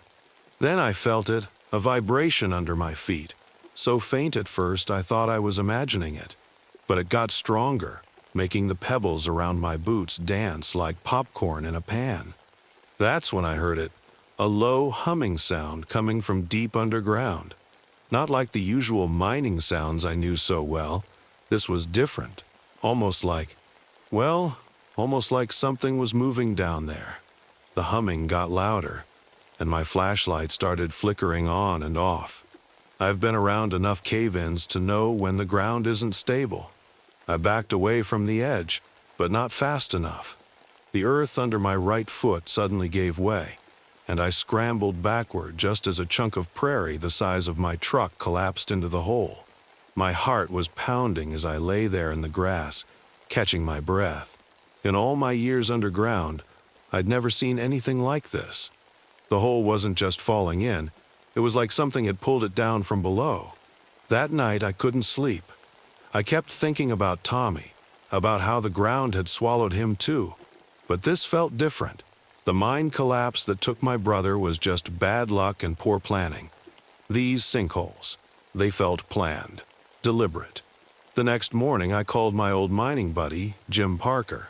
He'd been working the control room at the active mine site for 20 years. "Hey Jim," I said, trying to keep my voice casual, "you been picking up any weird readings lately? Vibrations, magnetic disturbances, anything like that?" The silence on the other end of the line lasted a bit too long. Finally, Jim spoke, his voice low like he didn't want anyone else to hear. "Bill, you need to come see this. Our equipment's been going crazy for weeks. And there's something else. Something in the old tunnels we sealed off back in '82. But you're not going to believe it unless you see it yourself." I drove to the mine site that afternoon. The place looked the same as always. Gray buildings, tall metal structures, and piles of coal stretching into the distance. But something felt off. The usual rumble of machinery was quieter than normal, and there weren't many workers around. Jim met me at the control room. His face was pale, and the dark circles under his eyes told me he hadn't been sleeping much. Look at this, he said, pointing to one of his computer screens. It showed a map of the underground tunnels, but with strange red spots all over it. These spots? They're showing up as empty spaces in the rock. But here's the thing, Bill. There shouldn't be any empty spaces there. Those tunnels were filled in decades ago. As we watched, one of the red spots moved. That's impossible, I whispered. But I was watching it happen right in front of me. The spot crept across the screen like a red water drop sliding down a window. It gets worse, Jim said, clicking on another screen. Listen to this. We picked it up on the underground microphones last week. He turned up the volume, and my skin broke out in goosebumps. It was a sound I'd never heard before, like a low growl mixed with the scraping of metal on rock. But underneath it all was something that sounded almost like words. Not English words, but definitely some kind of communication. We need to go down there, I said, already reaching for my old mining gear that I still kept in my truck. Jim grabbed my arm. Bill, wait. Yesterday, 2 of our sensors picked up movement in Tunnel 12. That's the same tunnel where. He didn't finish the sentence. He didn't have to. That was where Tommy had died. I took a deep breath. That's exactly why I need to go. Whatever's down there, whatever's causing all this, I need to know. 20 minutes later, we were in the elevator cage, dropping down into the darkness. I checked my equipment one last time. Helmet light, backup flashlight, radio, and the old mining tools I'd brought along. The cage creaked and groaned as we went deeper and deeper. 500 feet, Jim announced, his voice shaking a little. We're almost at Tunnel 12. The elevator stopped with a jolt. As the doors opened, our helmet lights cut through the darkness like knives. The tunnel ahead was supposed to be sealed off, filled with concrete and rock, but instead it was wide open. And there, in the beam of our lights, we saw something that made my heart stop. Fresh claw marks in the solid rock walls, each one deeper than my arm length. And they were still warm to the touch. We should go back, Jim whispered, his voice shaking. But before I could answer, we heard it. That same strange growling sound from the recordings, only now it was real, echoing through the tunnels. It seemed to come from everywhere and nowhere at once. Then our helmet lights began to flicker, just like my flashlight had done up at the sinkhole. In the strobe-like flashes, I saw something move at the far end of the tunnel. Something big. Jim, I said quietly, remember how we used to deal with gas pockets in the mines? He nodded. We used to throw rocks ahead of us. If there was dangerous gas, it would make a different sound when the rocks hit the ground. I picked up a piece of broken rock and tossed it down the tunnel. It clattered against the ground, the sound normal at first, but then it kept going, like something had caught it and was rolling it around. Our lights flickered again, and this time, in the brief darkness, I felt something that made my blood run cold, vibrations in the ground, moving toward us. But these weren't like normal mining vibrations. These were like footsteps, big ones. Suddenly, Jim's radio crackled to life. Through the static, we heard the control room. Massive readings. Movement in all tunnels. Get out. Now. We backed up toward the elevator, but the vibrations were getting stronger. The whole tunnel was shaking now. Pieces of rock were falling from the ceiling. And then, in the beam of our lights, we saw them. They looked like nothing I'd ever seen before. Part animal, part machine. Their skin like metallic scales. They moved through solid rock like it was water, leaving those glowing hot claw marks behind. Their eyes reflected our lights like mirrors, and when they moved, the air itself seemed to buzz with electricity. The elevator, I whispered to Jim. Real slow. But as we took another step back, my light caught something behind the creatures. A pile of bones scattered across the tunnel floor, and mixed in with them were pieces of metal, mining equipment. Old mining equipment. From 1979. From Tommy's section. The truth hit me like a punch to the gut. These things, they'd been down here all along. They were what really caused the collapse that killed Tommy. and now they were active again, digging new tunnels, making their way to the surface. My hands clenched into fists. For 10 years I'd lived with the guilt of not being able to save my brother, but now I could make sure these things never hurt anyone else again. "Jim," I said, pulling out my old mining map. "Remember the flooded tunnels in Section 8? Jim's eyes widened as he caught on to my plan.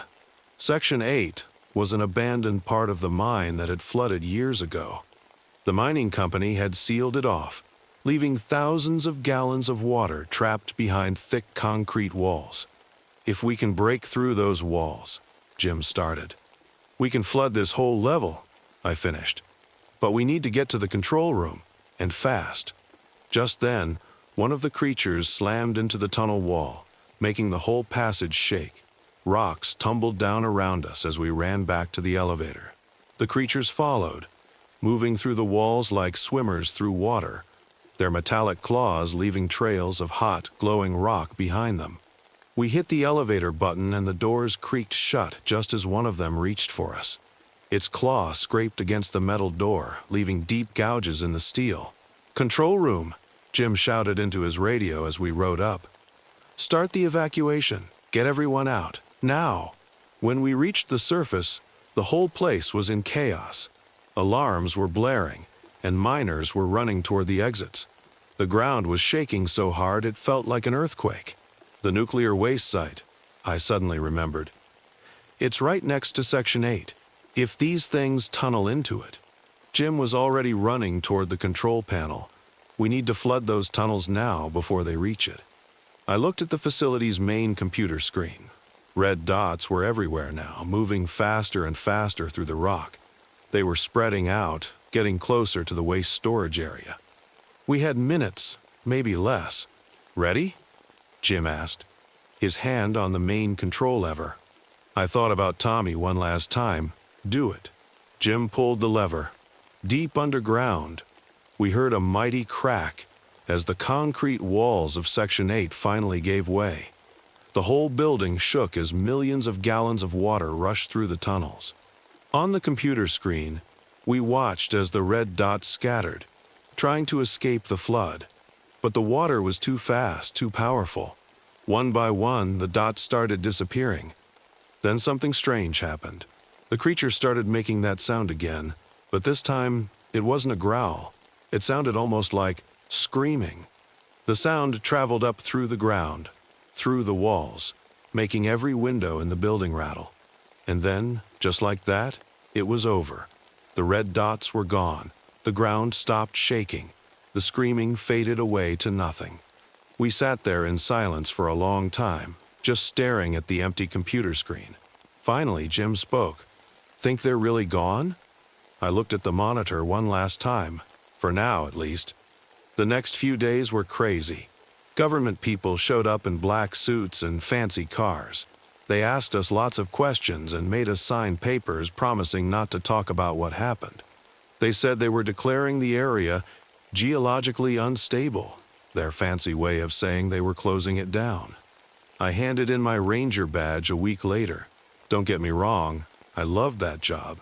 But after what happened, I couldn't look at those prairies the same way anymore. Every crack in the ground, every strange sound made me wonder if they were coming back. Before I left, I went to visit Tommy's old mining section one last time. The flood had washed away most of the creature's tunnel marks, but I found something interesting in the mud. A piece of what looked like their metallic skin, about the size of my thumb. I picked it up and put it in my pocket, right next to my old compass. Funny thing about that compass, it started working again after that day, pointing north just like it should. The strange lights stopped too, and the sinkholes? They're still there, but no new ones have appeared. Sometimes, on quiet nights when the wind blows just right across the prairie, I think I can hear something, like a faint humming coming from deep underground. The locals say, it's just the wind in the grass, or maybe the old mine settling. But I know better. I wrote everything down in my journal, every detail, every moment. Maybe someday someone will find it and understand what really happened in Thunder Basin that summer. Maybe they'll be better prepared if these things ever come back. Jim still works at the mine, though they don't dig as deep as they used to. He calls me sometimes, usually late at night, to tell me about strange readings on his instruments or weird vibrations in the ground. We both know what it might mean, but we don't say it out loud. The Native Americans who lived here always said this land had secrets. They were right. Some of those secrets are better left buried deep underground, locked away in the dark where they belong. As for me, I moved to a small town about 50 miles away. Far enough to feel safe, but close enough to keep an eye on things. I still have that piece of metallic skin I found.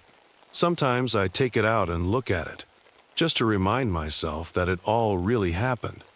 Every now and then I drive out to Thunder Basin early in the morning, just as the sun is coming up. I sit in my truck and watch the prairie grass wave in the wind. Everything looks peaceful, normal, but I know what's down there, beneath all that grass and dirt and rock. And I keep my compass close, just in case it starts spinning again. Because deep down I know one thing for sure. They're still down there, somewhere in the darkness, waiting. And if they ever come back, well, at least this time we'll know what we're dealing with. But that's another story for another time. My name is Thomas Wilson, and this happened to me back in the autumn of 2018, when I was working as a local historian in the small town of Shadow Creek, Virginia. I never believed in ghosts or monsters before all this started. Honestly, I used to laugh at people who did. But when you see what I've seen, when you've watched shadows move in ways they shouldn't, well, let's just say it changes you. I remember the exact day everything began. It was October 12th, a chilly Thursday morning. I was sitting in my cramped office at the town library, sorting through old Civil War photographs for our upcoming exhibition. That's when Sarah Chen, one of our town's police officers and an old friend from high school, knocked on my door. She looked worried. "Tom," she said, sitting down in my squeaky visitor's chair, "we've got a problem. 3 people have gone missing in the last 2 weeks." I put down the photograph I was holding. "Missing? In Shadow Creek? We haven't had a missing person case in years." "I know," Sarah replied, running her hands through her short black hair. "And here's the weird part. All 3 disappeared from Miller's Woods, near those old stone circles you're always talking about. The last person we found any trace of was Jerry, the Civil War reenactor. All we found was his camera, but..." She hesitated. "But what?" Sarah pulled out her phone and showed me a photo. It was the last picture taken on Jerry's camera, and what I saw made my stomach turn. The image showed Jerry standing proudly in his Confederate soldier uniform, but behind him was something that shouldn't have been there. A dark shape, like a person made of smoke, with eyes that seemed to glow even in the photograph. "Tom," Sarah whispered, "please tell me this is just some weird camera glitch." I wish I could have told her that. I really do. But deep down, I knew we were about to uncover something that would change our lives forever, and not in a good way. I stared at that strange photo for a long time. Something about it made my skin feel cold, like when you walk into a basement that hasn't been opened in years. I asked Sarah to leave the photo with me, promising to help figure out what was going on. That night, I couldn't sleep. I kept thinking about those glowing eyes in the photo. Around 3 a.m., I decided to do some research on my laptop. As I clicked through old newspaper articles about Shadow Creek, something odd caught my eye. Every 20 years or so, there were reports of missing people, always in autumn, always near Miller's Woods. The next morning was foggy, weirdly foggy. The kind where you can barely see 10 feet ahead of you. I drove to work early, but when I tried to take pictures of the old Civil War documents, my camera kept malfunctioning. The screen would go black, or the photos would come out all warped and dark. I had never seen anything like it. Then came the first weird thing I couldn't explain away. I was alone in the library's basement, going through some old boxes, when I saw something move in the corner of my eye. When I turned, there was nothing there but the shadows on the wall. They seemed to be moving the wrong way, like they weren't following the light from my flashlight. I stood there frozen, watching as the shadows slowly stretched across the wall, reaching out like fingers. My phone buzzed, making me jump. It was Sarah. "Tom," her voice was shaking. "2 more people are gone. The Johnson twins. They were doing a history project in Miller's Woods. We found their phones and backpacks scattered on the ground. And Tom, all their photos show the same dark figure we saw in Jerry's picture." I felt my mouth go dry. "Sarah, I found something in the old newspapers. This has happened before, every 20 years. And guess what? It's been exactly 20 years since the last time people went missing in Shadow Creek. Meet me at the police station," she said. "And Tom, be careful. Don't take any shortcuts through dark places. I know it sounds crazy, but just stay in the light, okay?" As I hung up, the shadows in the basement seemed to grow darker, and I swear, just for a second, I heard something that sounded like breathing coming from the darkest corner of the room. I've never run upstairs so fast in my life. At the police station, Sarah had set up a small room with all the evidence pinned to a board. Photos of the missing people, maps showing where they disappeared, and printouts of the old newspaper stories I'd found. But what really caught my attention was a new photo taken just this morning. It showed the fog in Miller's Woods, but there was something wrong with it. The fog seemed to have shapes in it, like dark figures walking through the mist. "I talked to Mrs. Running Bear at the local Native American Cultural Center," Sarah said, pointing to some old papers. "She said her grandmother used to tell stories about shadow walkers, creatures that could step through darkness and take people away. Everyone thought they were just scary stories to keep kids from wandering into the woods alone." Just then, Mike Thompson, another police officer, burst into the room. His face was white as paper. "You need to see this," he said, holding up his phone. He'd taken a video at the Civil War reenactment site. The video showed the empty field. But as he panned across it, we could see something impossible. Soldiers, like ghosts, walking through the morning mist. They'd fade in and out, like a bad TV signal. "That's not the weird part," Mike said, his hands shaking. "Look at what's following them. Behind the ghostly soldiers, darker shapes moved through the shadows of the trees. They seemed to be stalking the soldiers, reaching out with long, smoky arms. The time periods," I whispered, an idea hitting me. What if these creatures can move through time the same way they move through shadows? That would explain why we're seeing Civil War soldiers, and why this happens every 20 years. Sarah's phone buzzed. Another person had disappeared. This time, it was old Mr. Peterson, who lived at the edge of Miller's Woods. His security camera caught something that made us all stop breathing for a second. A shadow, darker than the night around it, had peeled itself off his wall, and I can't even describe what happened next. But Mr. Peterson wasn't in the video after that. "We need help," Sarah said firmly. "This is bigger than us. Tom, you're the history expert. What else can you find out about these things? And more importantly, how do we stop them?" I nodded, but my throat felt tight, because I knew where I needed to go next, the old stone circle deep in Miller's Woods. The same place where most people had disappeared. "I'll go to the stone circle," I said, trying to sound braver than I felt. "But not until morning, and not alone." Sarah grabbed her flashlight. "You're right about not going alone. But Tom, we can't wait until morning. Look." She pointed out the window. The sun was setting, but the shadows were growing much faster than they should. Darkness was coming early to Shadow Creek. And somewhere in that darkness, something was waiting for us. We grabbed every flashlight we could find in the police station. Sarah also brought road flares and her police spotlight, anything that could push back the darkness. Mike decided to stay behind to coordinate with other officers and monitor the security cameras around town. As we drove toward Miller's Woods, the streetlights started flickering. My hands were sweating on the steering wheel. The sun hadn't completely set yet, but the shadows under the trees looked unnaturally dark, like pools of black ink. "Look at those birds," Sarah pointed. A flock of crows was flying away from the woods, screeching like they were terrified. Even the animals knew something was wrong. We parked at the trailhead and turned on our flashlights. The stone circle was about a half-mile into the woods. As we walked, I told Sarah what else I'd learned. "The stone circle is older than the Civil War," I explained, trying to keep my voice steady. "The Native Americans who lived here said it was ancient, even when their ancestors first found it. They believed it was a doorway of some kind." "A doorway to where?" Sarah asked, sweeping her flashlight back and forth across the trail. Before I could answer, all our flashlights flickered at once. The temperature dropped so fast I could see my breath.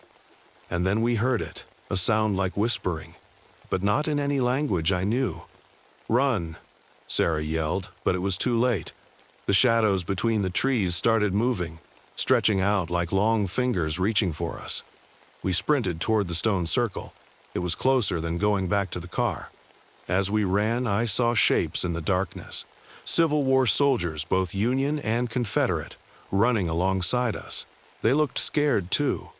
And behind them, behind us, the shadow creatures were gliding through the trees. We burst into the clearing with the stone circle. The old stones stood like silent giants, covered in symbols that seemed to glow faintly in the dying light. But what made us stop in our tracks was what we saw in the center of the circle. Mrs. Running Bear was there, kneeling on the ground. She was burning sage and speaking in her native language. When she saw us, she didn't look surprised.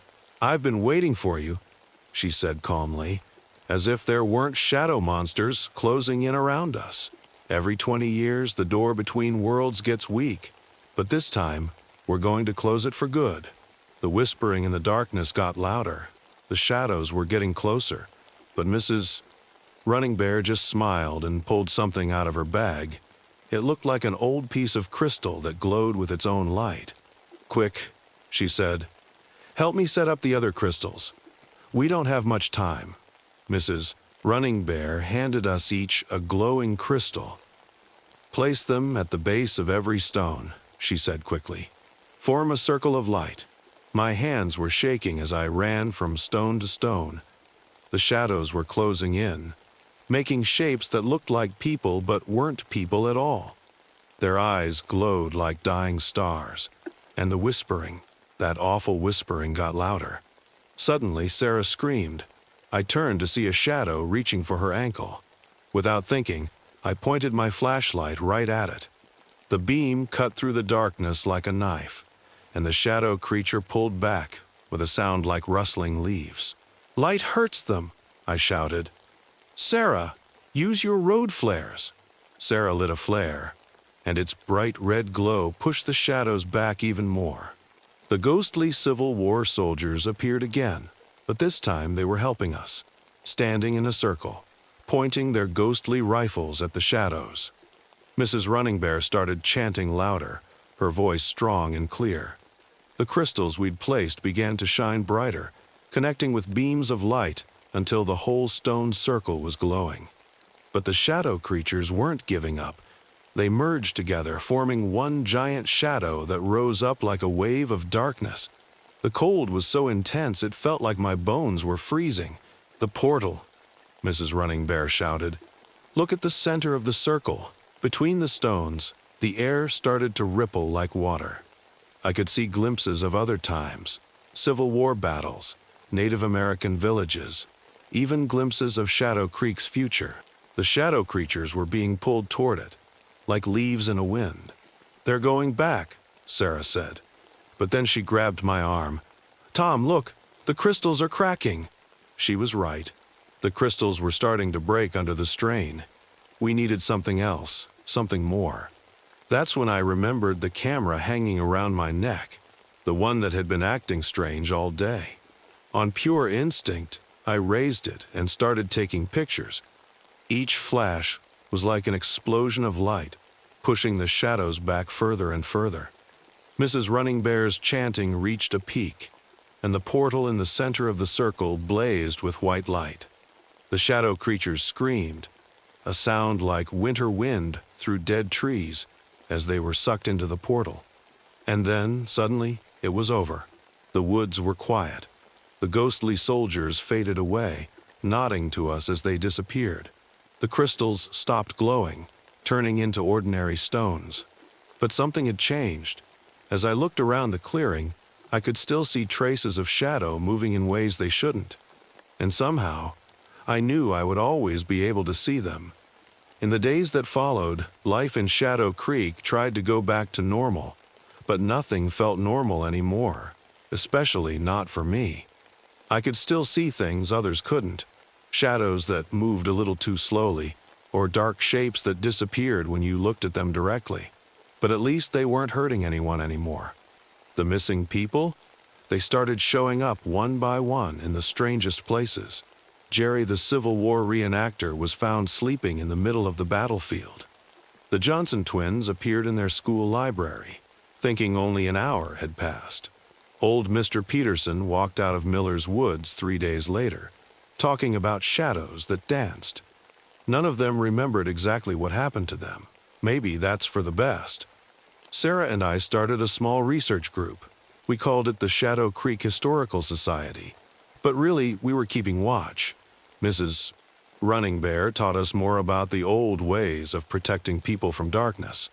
We put special crystals around town. Normal ones, not the glowing kind, just in case. The government people came too, wearing dark suits and asking lots of questions. They took our statements and collected evidence, but I don't think they really believed us. That's okay. I wouldn't have believed it either before all this happened. Sometimes, late at night, I look through the photos I took that day. Most of them just show blurry darkness, but in one perfect shot, you can see everything. The shadow creatures, the ghostly soldiers, the glowing stones, and the portal between worlds. I keep that photo locked away. Some things aren't meant to be shared. Every now and then, when the moon is full and the nights are long, strange things still happen in Shadow Creek. Photos come out weird, electronics act up, and people say they see things in the corner of their eye. But now we know what to look for. Now we know how to keep the darkness at bay. And if you ever find yourself in Shadow Creek, especially near Miller's Woods, remember this. If the shadows start moving in ways they shouldn't, if you hear whispers in a language you don't know, or if you see strange lights between the trees, just head toward the brightest place you can find. Because even though we closed their doorway, some shadows still remember how to walk. Last week, exactly 1 year after everything happened, I visited the stone circle again. I brought flowers for Mrs. Running Bear. She passed away peacefully in her sleep last month, but not before teaching us everything she knew about the shadow walkers. Sarah came with me. She's still a police officer, but now she carries a flashlight even during the day. Smart girl. We sat on the old stones and watched the sunset. The symbols carved into them don't glow anymore, but sometimes they catch the light in strange ways. Do you think they'll ever come back? Sarah asked, watching the shadows grow longer between the trees. Maybe, I said honestly. In 19 years, we should be ready, or our kids will be. I touched the camera hanging around my neck, the same one from that night. It still doesn't work right. Every photo comes out with weird dark spots, like something's always dancing just out of frame. But that's okay. It reminds me to keep watching. Yesterday, a new family moved into town. Their little girl said she saw shadows moving in her closet. Most people would tell her it was just her imagination, but I gave her a small crystal, just like Mrs. Running Bear taught me, and told her to keep it close.